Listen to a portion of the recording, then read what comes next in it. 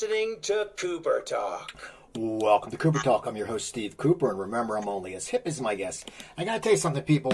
When I was growing up, my mother said, if you don't know the answer to a question, just ask.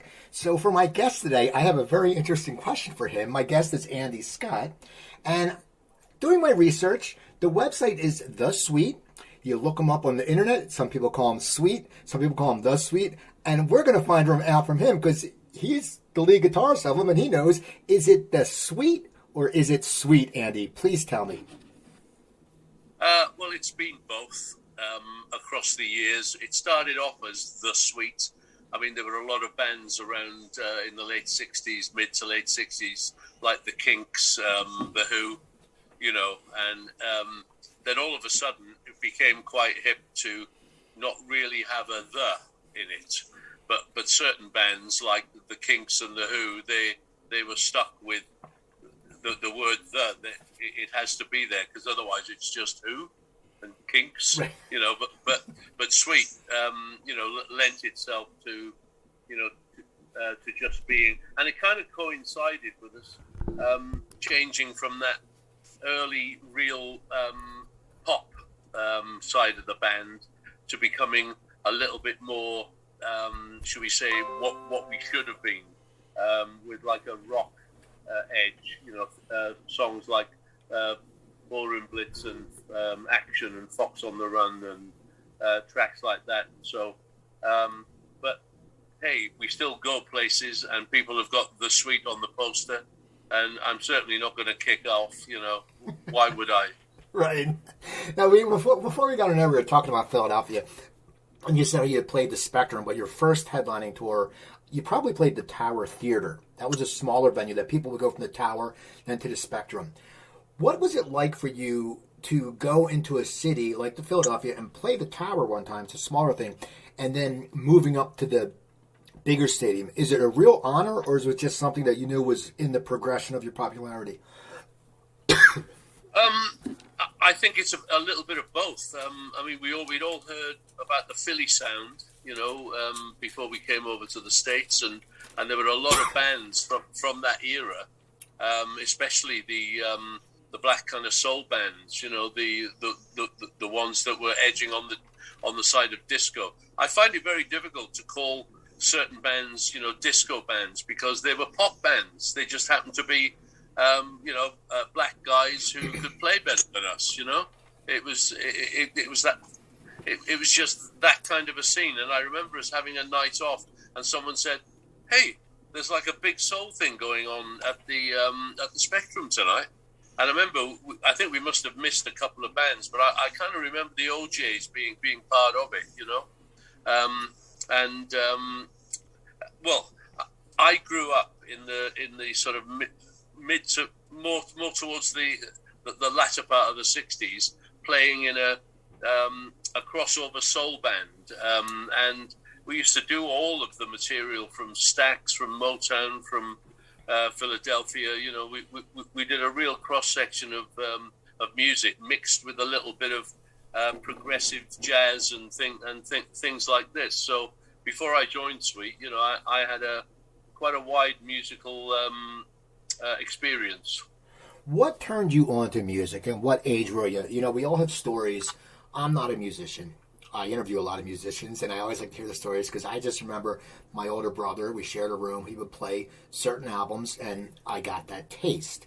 And my father would have jazz playing, and my parents always were very... I remember it was a kid, they would take us to these jazz concerts at the high school, and I would hate them. But then years later, I was like, thank God, you know, they really gave me some culture.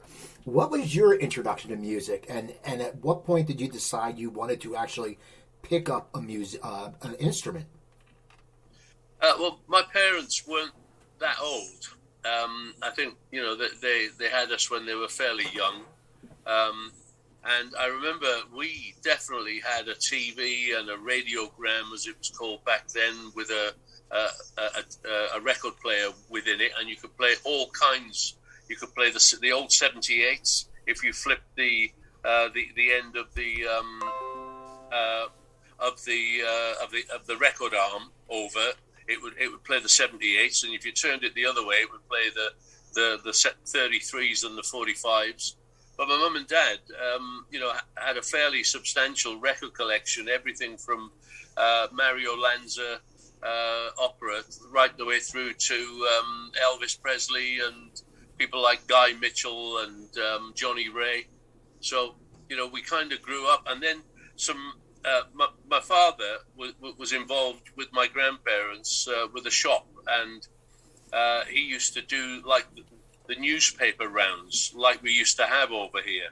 And some of the guys that were on that had guitars, and they used to come round on a Sunday, or after they'd done their thing, my mum would feed everybody, and out would come like a washboard and a couple of acoustic guitars, and they'd be playing like Lonnie Donegan and the skiffle type stuff.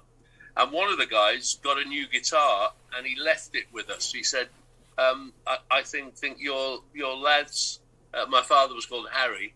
Your lads, Harry, might be able to get a tune out of this. And my brother and I used to take it in turns, and it was around the time when over there you'd have had bands like the Ventures and the Safaris and things like that. But we had Cliff Richard and the Shadows in the UK, instrumental, and it was that moment where the guitar was just about becoming a real prominent instrument. Before that, it had been, you'd seen, some blues players, vamping on a guitar, or you'd seen some guy like Chet Atkins or Les Paul, doing these tricks with a guitar. But all of a sudden, you've got, that is the main body of the sound of the band. And when the Beatles came, it just opened up a whole vista. And where we were living, we were probably about 20 or 30 miles from Liverpool, so we got a lot of that influence in the early 60s. Now, you, though, I read, you started off on the bass? Yeah, I was a bass player. It's one of these things, like if you've ever read the story of the Beatles or the story of many bands, all the guys get together and they've all got guitars. And then you realize that at some point you've been looking at guys playing an upright bass. But it wasn't really until the Shadows, this band I was talking about, where you saw a bass player with what looked like a guitar, but it only had 4 strings on it. This is how primitive, remember, it all is. And in that moment, you realize somebody's got to be the player of that instrument. And when the Beatles broke through, I'm thinking to myself, McCartney put these such interesting lines on the bass in.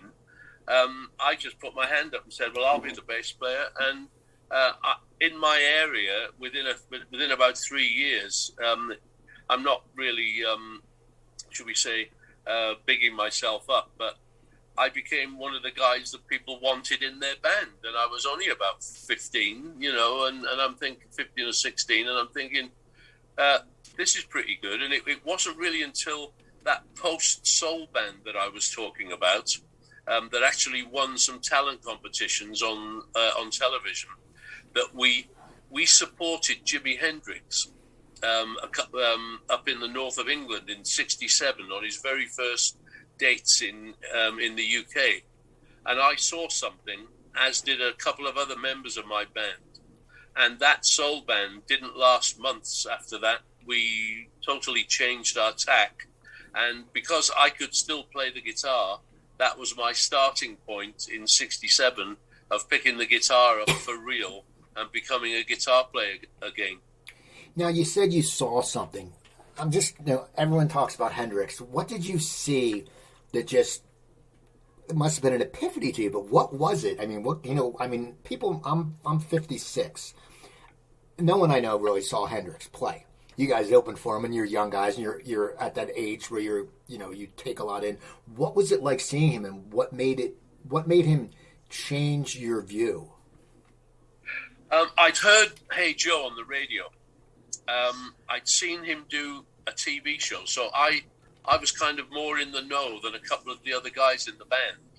And one of the guys came rushing into our dressing room. This is just after we've been on stage. We're coming off stage, and one of the guys said, "There's this huge, big black guy with hair everywhere trying to get in through the back door." And I went, "You idiot, that's Jimi Hendrix." So I went rushing out there and let them in.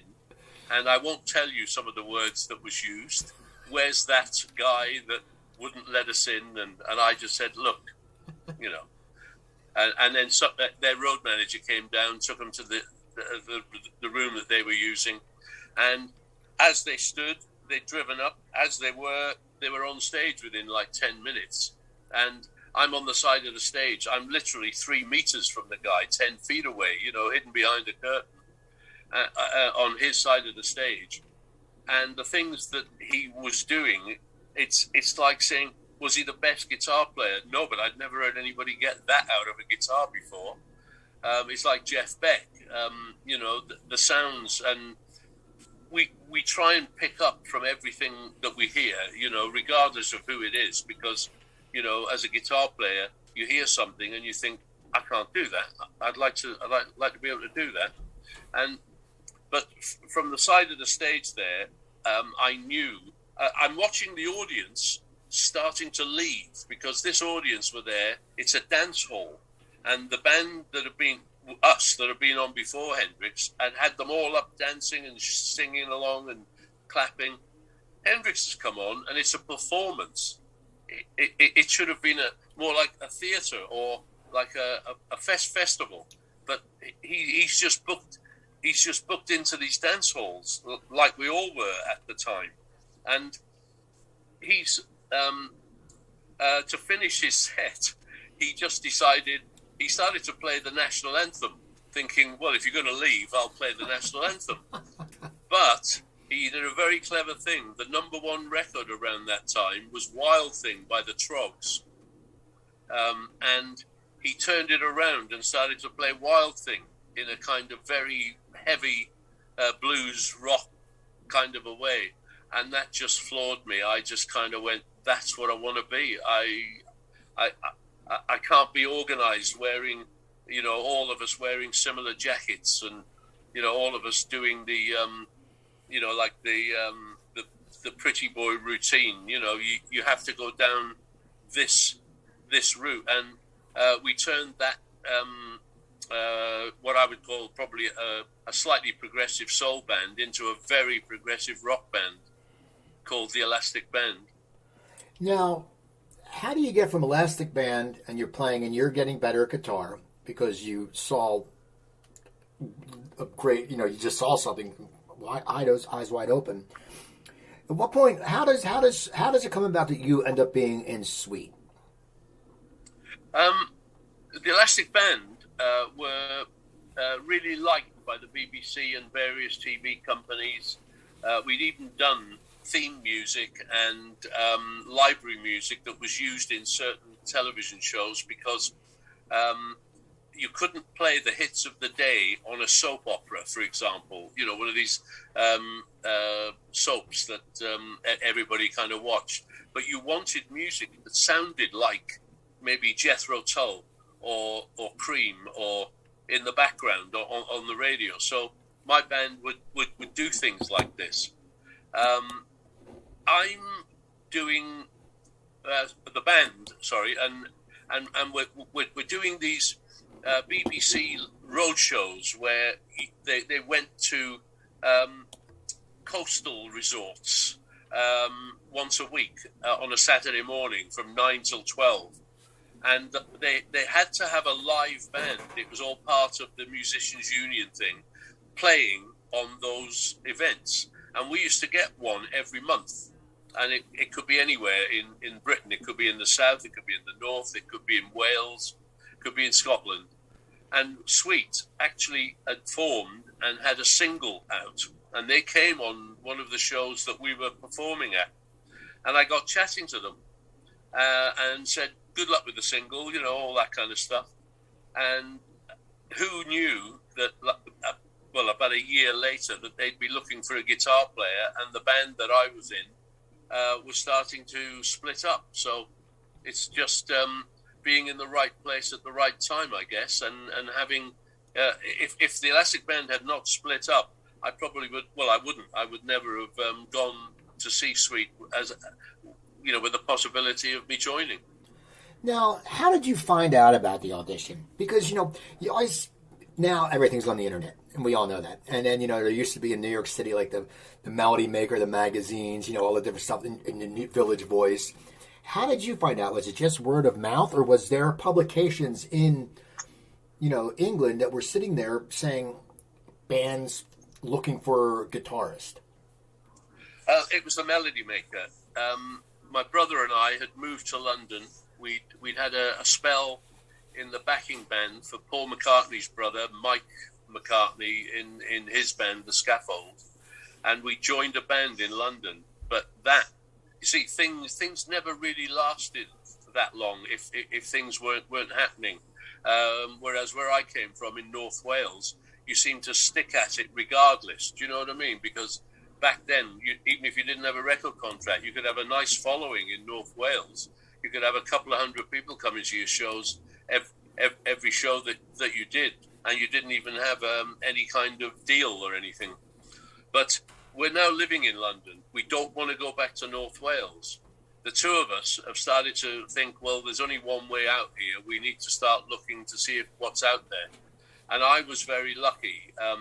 A friend of mine who was a road manager for Yes, the band Yes, a Welsh guy, he used to call me up knowing that I might not have got hold of the Melody Maker, and he knew what was going on.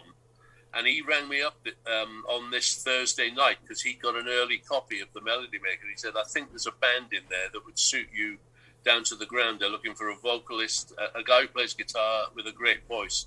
And he said, I know this would kind of suit you. They're calling themselves like a hip hop band. And that was the suite. And I went along, and they went, we've met you before. And it kind of gelled from there onwards. They held 2 auditions.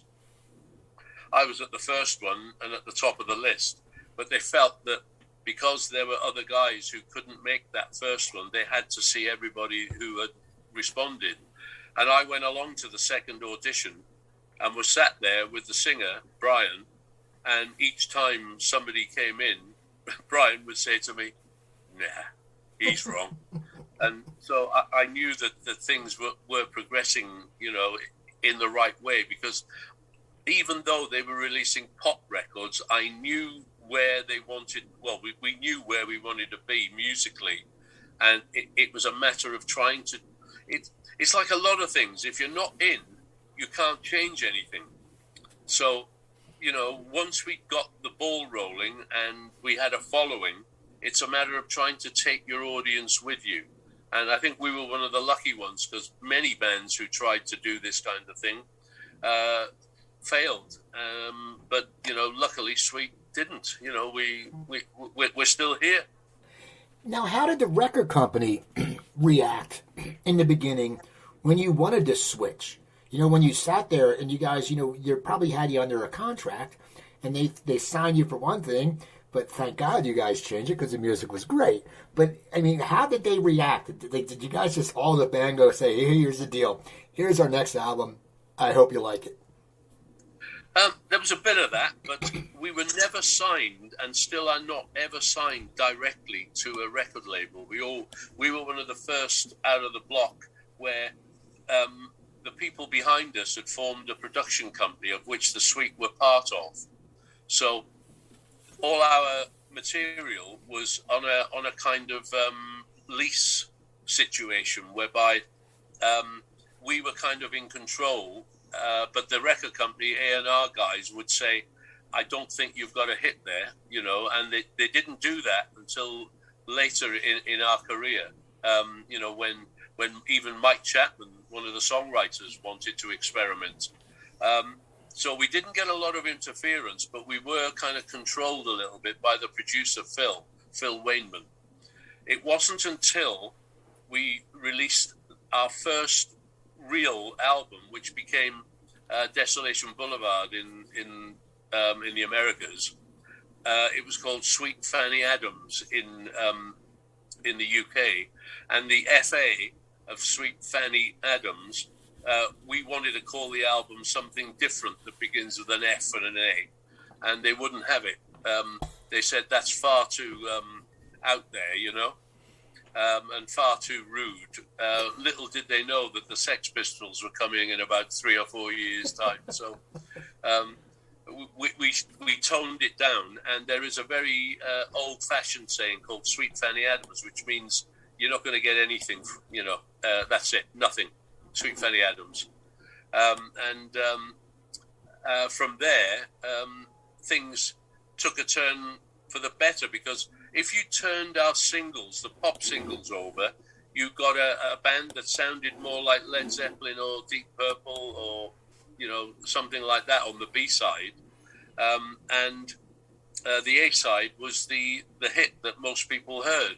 But what certain DJs started to do in the UK was flip the record over on their evening shows, like after 8 o'clock at night. And there were a couple of quite heavy-duty DJs who were doing this. They were saying, I know you're not going to like this, but you need to listen to this and then make your judgment.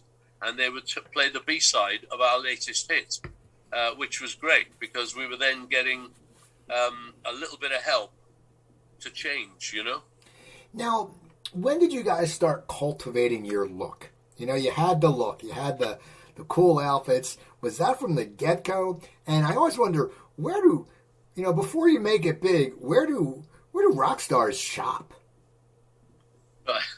In the very, very beginning, when we first started to have hits, we were just going down the King's Road, finding a boutique that had maybe a slightly flash jacket or tops. And then one of our songwriter managers found a deal with a couple of shops in Kensington. One of them was Mr. Freedom, which was multicolored tops, you know, yellows and reds and blues and greens and silver and all kinds. I hated it, but it was like a deal, you know. Wear this, you can have as much as you want. So there are some early photos of us all wearing this stuff, and these photos still appear today. When people go into the library, they go, "Oh yeah, they look suitably stupid there. We'll use that." And I find that, you see, you should, you know, I can't blame Getty or these other, you know, photo agencies. They pick up the photos, and you know, we've all got a living to make. But as soon as we met Mark Bolan at the end of 71, early 72, we knew that there was a change coming, because this guy looked right. Everything. The hair we already had, because Brian Connolly, that haircut, you know, I mean, look, you know, I mean, I've still got my hair, and it still falls the way that it used to. But Brian, he formulated that sort of look, you know, and slightly turned under, you know, and it was an original, a very good look, and we used to like make the back of the head look bigger than it was, you know. It was a work of art of being able to do that back then, you know, almost 50 years ago. And I'm thinking, right, how can we take this a stage further? And you bump into Mark Bolan, and then he tells you where you should go to shop, the exact place to get a silver leather suit made, or, you know, to buy the right jacket, or which shop to go to put that little bit of sparkly stuff in your hair, so that as you walk around, people think that there's this, especially if you've got a light on it, it's, you know, your hair sparkles.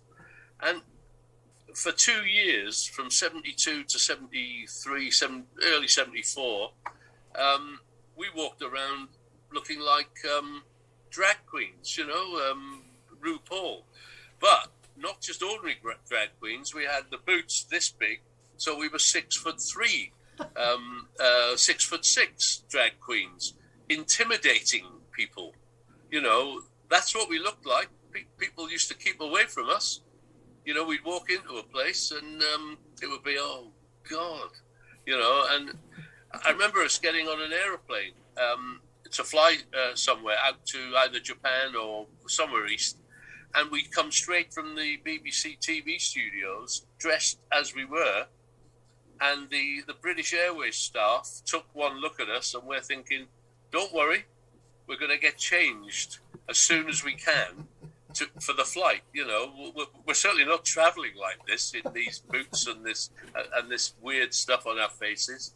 So it was, it was an interesting period, but that's the period that people seem to want to draw on, and the word glam rock keeps coming up, and here we are 50 years later, and people still ask me, have you got your leather suits? Will you be wearing those on the next tour? And I'm thinking to myself, would a man of 70 still be wearing a silver leather suit and high heels? Realistically, come on, Now, at what point, when did you feel that the band suite was taking off? Because you became huge, but was there a certain time where you said, you know what, things are about to change for us? Once we were playing everything on our records in 72, we'd had a producer who came from the old style late 60s session, 3 hours. That's it. Studios are expensive. We go in for 3 hours and we come out with a finished material. Whereas we were a little bit more experimental, and he felt that he wouldn't be able to, those pop singles, he might not be able to get everything that he wanted from the band in that 3 hour session. Well, the songwriter, Mike Chapman especially, started to be on our side, and there was an almighty, should we say, discussion at some point.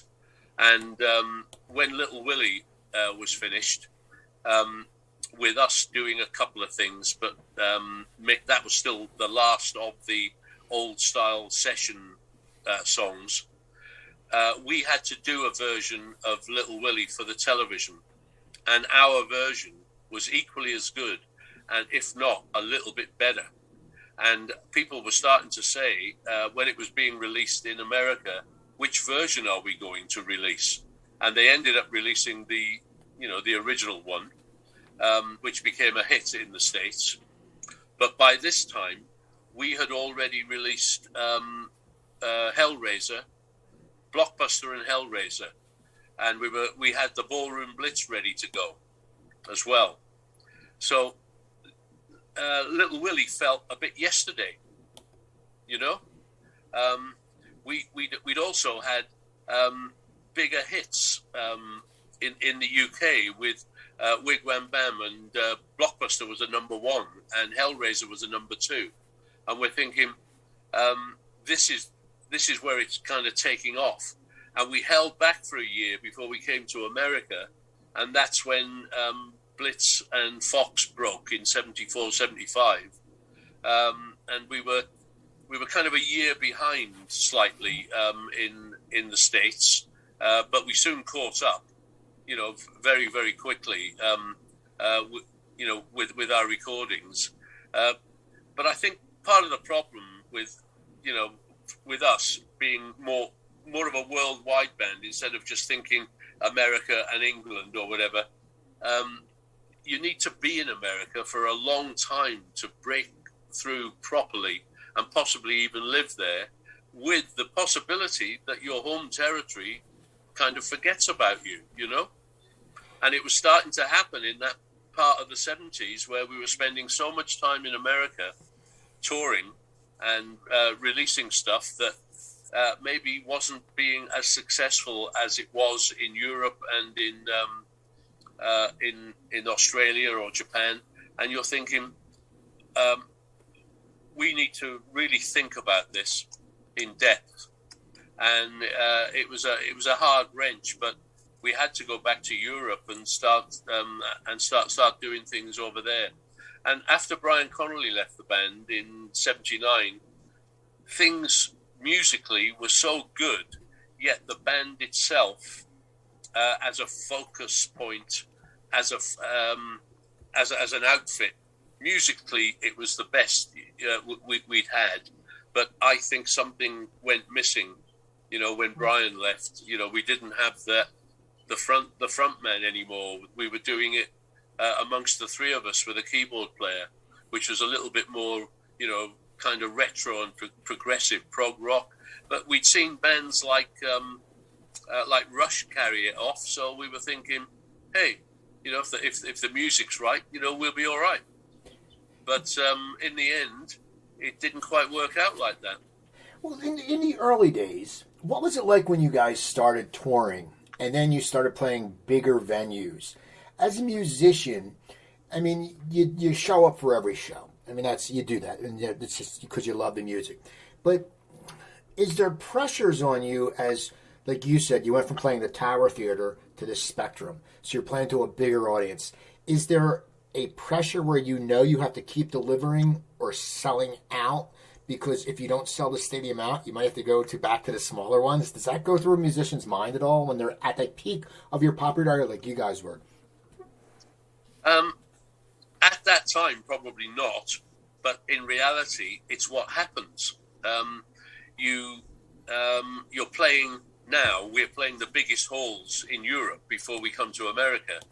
And we're already starting on our first headline tour, playing places like, as you say, the Tower Theatre, the Aragon in Chicago, and the Palladium in New York, and it's these venues are smaller than we're playing in Germany, Austria, Switzerland, Holland, England, and it's not a problem. And by this time, we have had probably one of the best PA systems along the lines of like Pink Floyd since about 1973, 74. So we're flying that everywhere with us around the country. So you can imagine what the costings are. But we were very lucky. We were sponsored by British Airways. So the crew used to take all the gear to the airport, and it used to get put on a pallet and shoved in the bottom of a 747, and the crew would fly out a few days early, sort it all out, and then there'd be trucks on the road, over in the States. But probably our costings were for more arenas than for theatres. But you can't help that. The other thing, on that very first headlining tour, we had Eric Carmen as our main support band. And he had a song that went to number one while he was on the road with us. And I've read a blog from not that long ago where they asked him, about his early touring.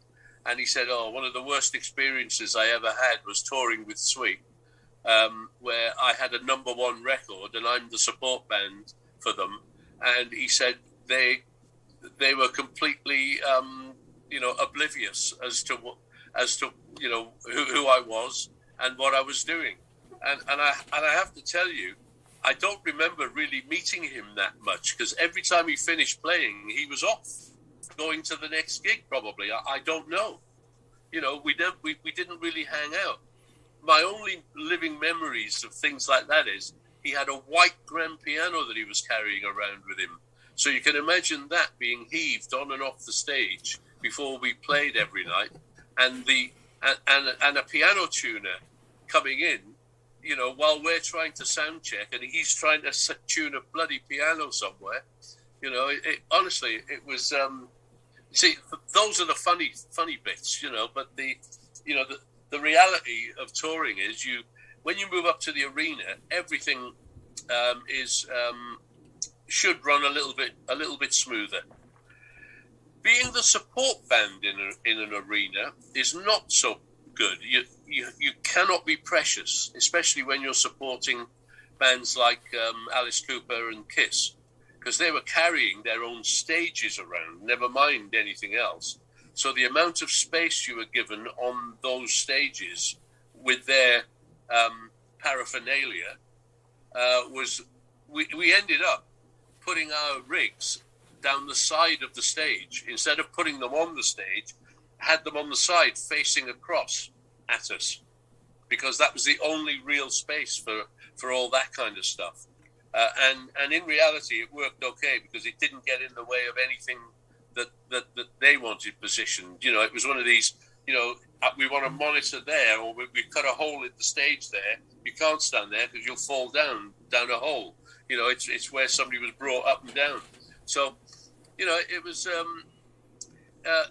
it gets more difficult when you've been in the bigger halls and now you've got to come down and play in the smaller ones. You've just got to get your head around it, and you go backwards with your equipment. You simplify it. You don't have this wall of equipment across the back anymore. You're back to using the kind of gear that you were using in the studio.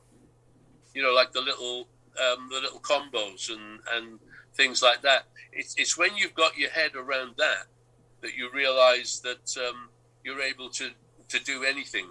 And I have to say, you know, when Mick and I reformed the band in the 80s, we were doing a mixture of everything from the biggest of festivals right the way down, you know, to fairly small clubs holding about 300 or 400 or 500 people.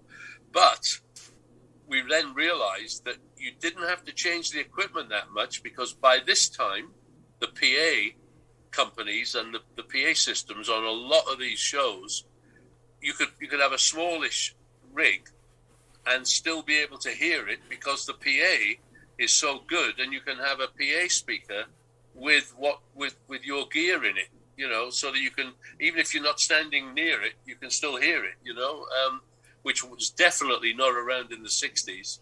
It has changed so much, man. It is crazy when you think about it, and you think the concerts that it would go to. Now, Ballroom Blitz is a very popular song, and it's still, everyone knows it. Everyone knows it. That's one of those songs that everybody knows. Did you guys ad-lib the beginning when you said your names, or was that in the writing?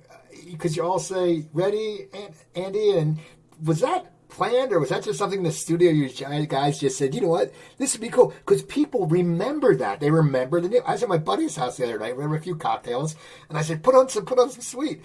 And we're just digging it. And we were like, so how did that come up? How did the name call off come up? Mike Chapman, the guy who wrote that song, had been to a sweet show.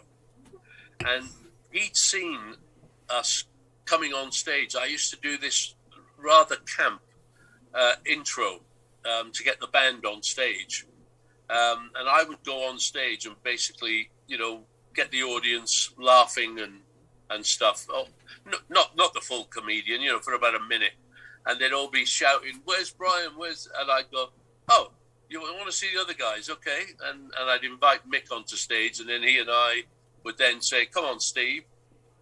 And then Brian had come on, and we'd start at that point with whatever the hit of the day was. So let's say it was Blockbuster, and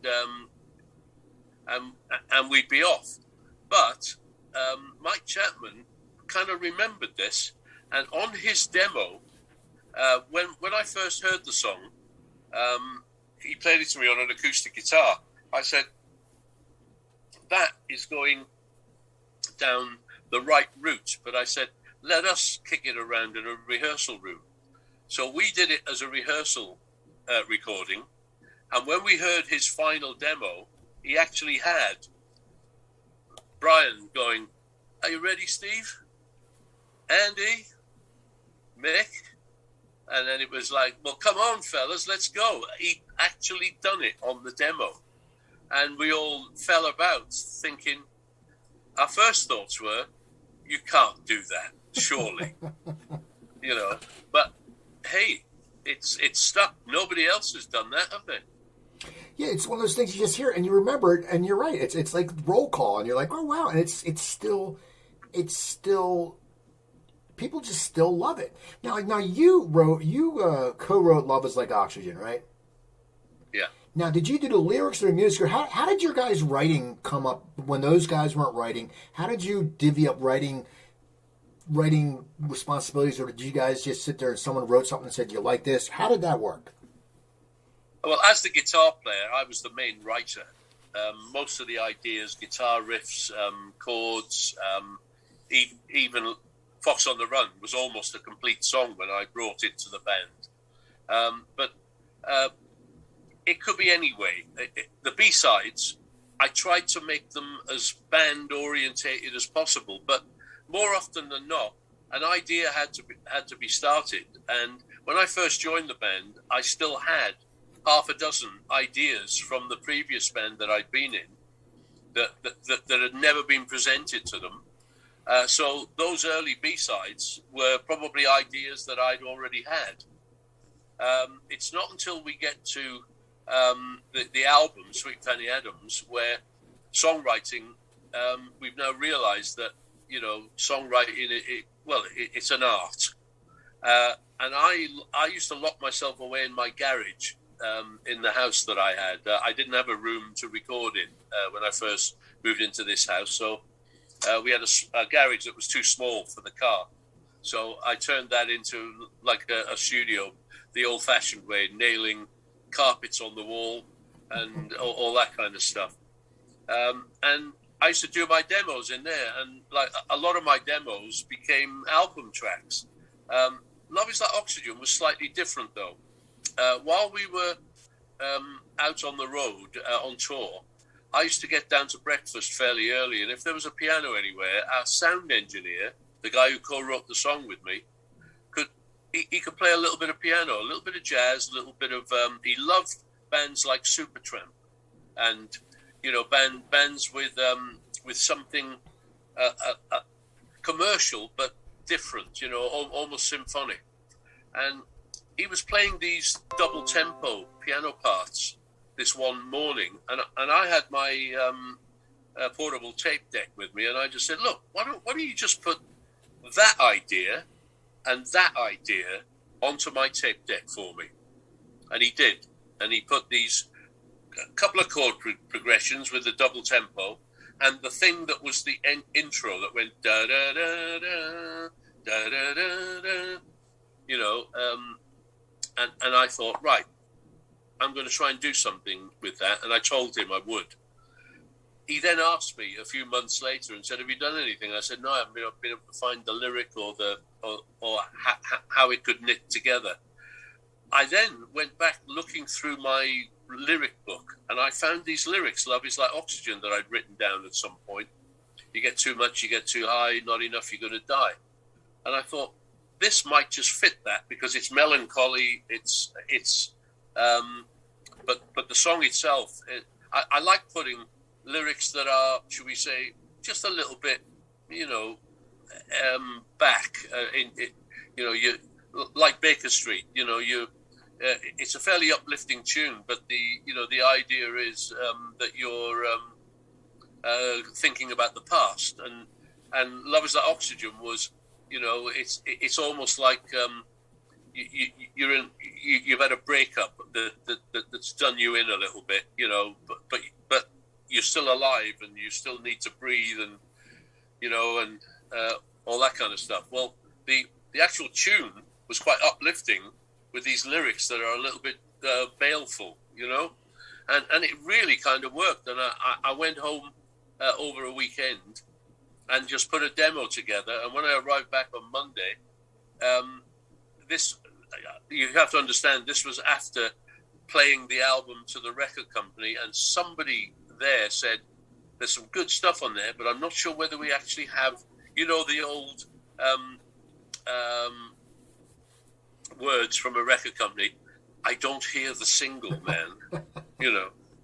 And I came back in on the Monday, and everybody, and even though it was 6 minutes long, everybody kind of went, "Well, that's it." And remember, this was about a year after Bohemian Rhapsody, so I have to thank Queen from a point of view of getting a long track, acceptable, by radio, because without that, maybe Love Is Like Oxygen wouldn't have had the opportunity. There were people who were quite happy to play it as a 6-minute song, even though we'd done the 3.5-minute edit, 3 minutes 40 or whatever it is edit. There were still people out there who wanted to play the whole thing in its entirety. Does that piss you off as a songwriter when they want to do the edit, when they want to take it from 6 minutes to 3 minutes and 40 seconds? As someone who created this and had the vision, does that get you to boil your blood a little bit because you're like, wait a second, you're messing it up? No, I'm not precious. I'm a believer that you can be a huge fish in a very, very small pond because you haven't really listened to anybody. But if somebody is going to help push one of the songs forward because they have this format where they can only play 3-minute songs. I mean, what you got to remember is the Beatles, and back in the 60s, some of those songs were only 2.5 minutes long, So to even have a song that's 3 minutes 40 is kind of out there a little bit. And Fox on the Run was knocking on the door of 4 minutes, So from a point of view as a songwriter, I suppose if I was Jimmy Webb writing MacArthur Park or, the American Pie, something like that, and somebody said, can we just cut, and he's written this, it's poetry, lyrically from start to finish, where are you going to do the edit? Where it kind of makes sense. Do you know what I mean? You can't with things like that, and I would understand them maybe getting a little bit precious. It's like classical composers, the old joke about Mozart. It's good, mate, but there's too many notes. It's very easy to be critical, but pop music, in its very essence, the word pop is popular. So if it's pop music, you want it to be part of the most popular thing, which is people listening to it. So no, I don't have a problem with editing, as long as I can do the edit. There you go. That's important. What happened? Why did you guys break up? What happened to the band? Breaking up is the wrong words here. We'd come to a point, I think Mick Tucker, our drummer, kind of summed it up. He said, we kind of run out of road. We were, in England, we'd just had one of the most successful tours that we'd had in 81, where we played the Lyceum Ballroom, which is a real class. It's like the Palladium in New York. It's that iconic venue, and we had an array of support bands. Duran Duran was supposed to be one of our support bands that night. They just didn't show up, so everybody was moved up the bill one, and we played a longer set. My agent said he was in the audience up on the balcony, and he said he's never felt the balcony. He said it was moving, and this is a solid balcony. He said that with the crowd that was up there. He said, I realized that if that's coming down, I don't want to be on there. So he came down and came on the side of the stage from then onwards. We did one of the most successful tours that we've done in the UK. And then Steve Priest, even though we knew he was going back to America, kind of tells us at the Glasgow University gig at the very end of 81, I'm probably not coming back from America. That's it for me. And we said, well, the band isn't over, is it? And he said, well, let's see what happens. And, well, after that, the record company, the album that should have been released from the record company didn't get released. It got released, as someone pointed out, posthumously. There was no band there to kind of promote it. So the Identity Crisis album kind of escaped. And it wasn't even the finished mixes that have been delivered to the record company. We had a business manager, who said the last bit of money that they owe us, we need to get that out of them, do some mixes. So I'm in the studio, I'm the producer, I've mixed. They're nice mixes, they're good mixes, but they're not the final ones. He said, don't worry, you'll have chance to, do proper mixes before it's released.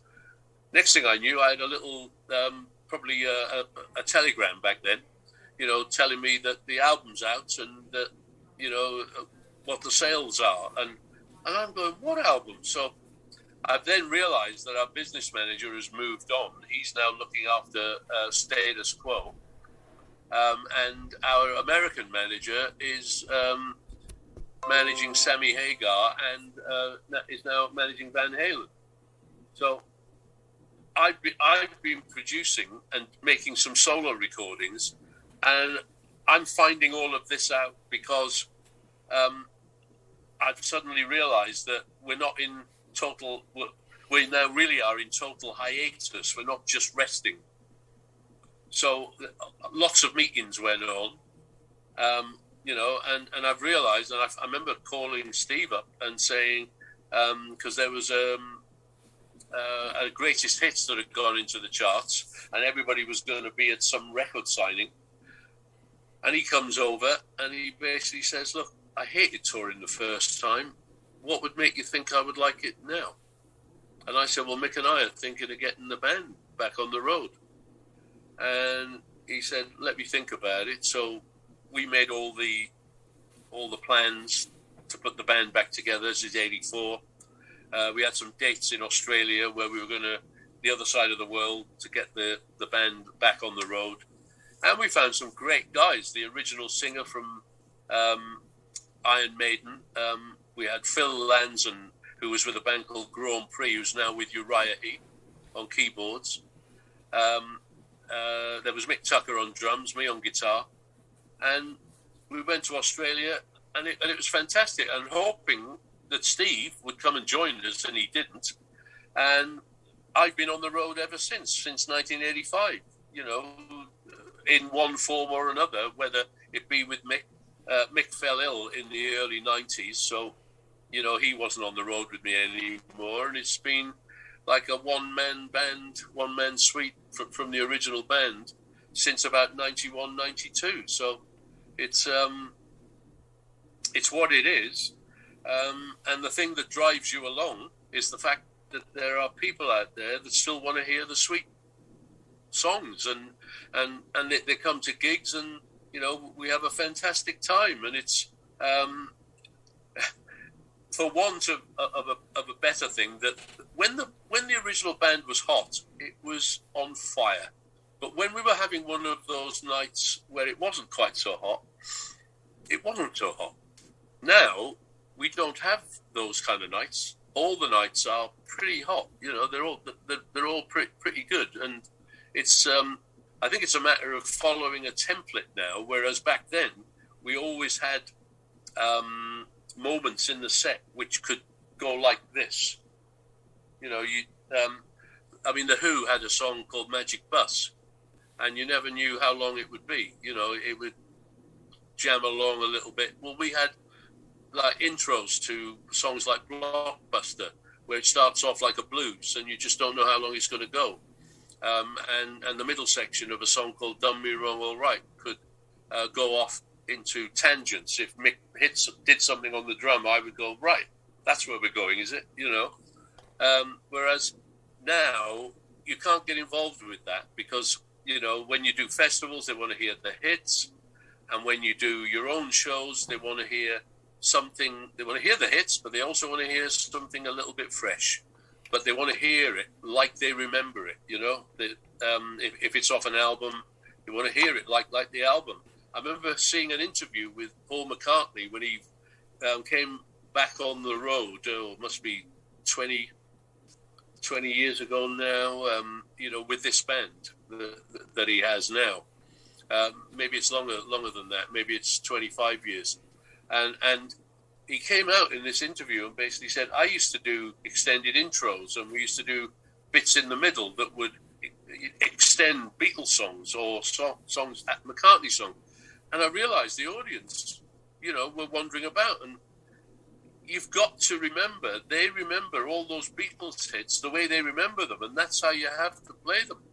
And that struck a chord with me. And we went back to the drawing board. And this must be 20 years ago, about just about 20 years ago.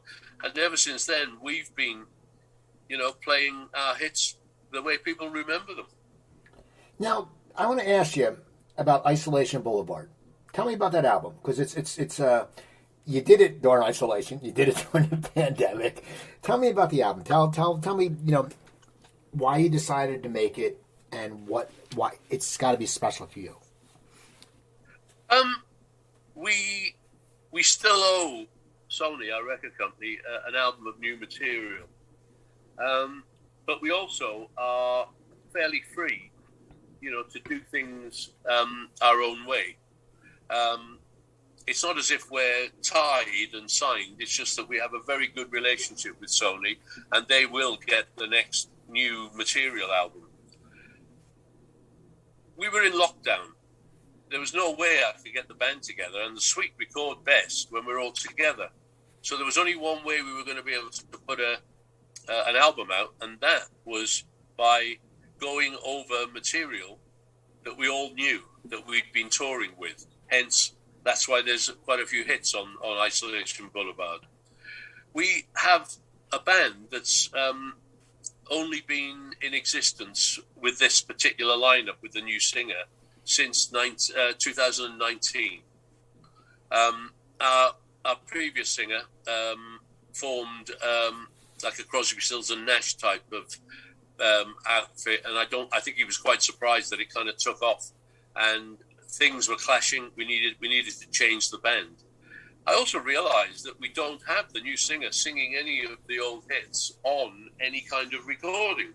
So it was a natural thing to find some tracks that were unused from live record. You won't believe how many live drum tracks there are on there from live gigs that we've edited and put together as part of the backing track. From once we'd found like 10 good drum tracks and things that we could work with, we got the bass player to put his bits on. I did some fresh guitars.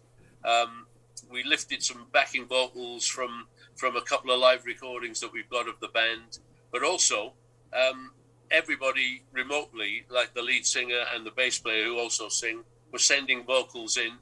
So we became like an assembly plant, getting bits from everywhere. And because you're able to do it like this, and the whole band were in agreement, it probably sounds tighter and better than the band when it plays together, because you have the computer right to pull it all in. Whereas if the band had all played together like we would normally, there'd always be a little thing kicking somewhere, because that's what musicians do. We don't play like a session, like this is it, this is the template. But because we had the ability to do that, and an engineer who was so quick on the computer, putting the magic, cloud over everything, and it all kind of does this, magically becomes tight. There's a downbeat where it should be. There's nothing out of place. And in some ways, I was a bit taken aback, because I thought to myself, God, I hope people like this. And to a man, everybody has said it's one of the best things they've heard from us. So, I'll take that. Well, that's awesome. Now, do you have any tour dates? I mean, what's your thought? I mean, things that seem to be opening up. It may be hard to get in America right now. I don't know. But what is your future plans for Sweet? We have a tour at the end of this year in the UK. We've got about 16, 18 dates, November, December. We also have some festivals in Europe, and one major thing near where I live. I'm a prostate cancer. I'm 11 years since my treatment, so I'm doing pretty good. My numbers are okay, and we run a fundraiser festival called Rock Against Cancer, where we've had some very big artists like Brian May and Jeff Beck and 10cc, Billy Ocean, Sweet play every other year. And it's a two-day event and we've raised, something like $250,000, for cancer, fundraising. And this is going to happen in September. And I think this probably will be our first event, that we will play at. I'm still not sure whether Europe will have caught up by then, because we have some festivals in September and some dates in October in Europe, which I just don't. We're already seeing things in June, July being moved to 2022 already. So I think one can take the lead from that. We also have a plan. We have a promoter who wants to do the Invasion 2021, he was calling it, the re-invasion of the British coming back to America. And there are 3 bands that he has in mind, and we're one of them, to do like a 3-act bill to come into America and play all those big theatres, small arenas, and probably be out there for a couple of months, But I don't think that will happen until 2022. And that will be good anyway, because it won't be until 2022 where we will have a new album of new material anyway. So things are, as you rightly said, Steve, things are looking really good. That's awesome, Andy. I want to thank you so much for coming on today. People, go to the website. It's The Suite, the website. Don't get fooled. I asked that question. It's thesuite.com. It's a really good website. It has everything. It has information about Isolation Boulevard, so check it out. Just go back and listen, hang out, have yourself a cocktail, throw in some sweet, and I tell you, they're a great band. So people, go to the website, check them out, buy their albums, listen to their music, listen to my podcast. You go to my website, coopertalk.net. I have over 840 episodes. Email me, Cooper at coopertalk.net. My Twitter is @CooperTalk, Instagram @CooperTalk1. Remember, I'm Steve Cooper. I'm only as hip as my guests. Don't forget, drink your water, eat your vegetables, take your vitamins, and I'll talk to you guys next time.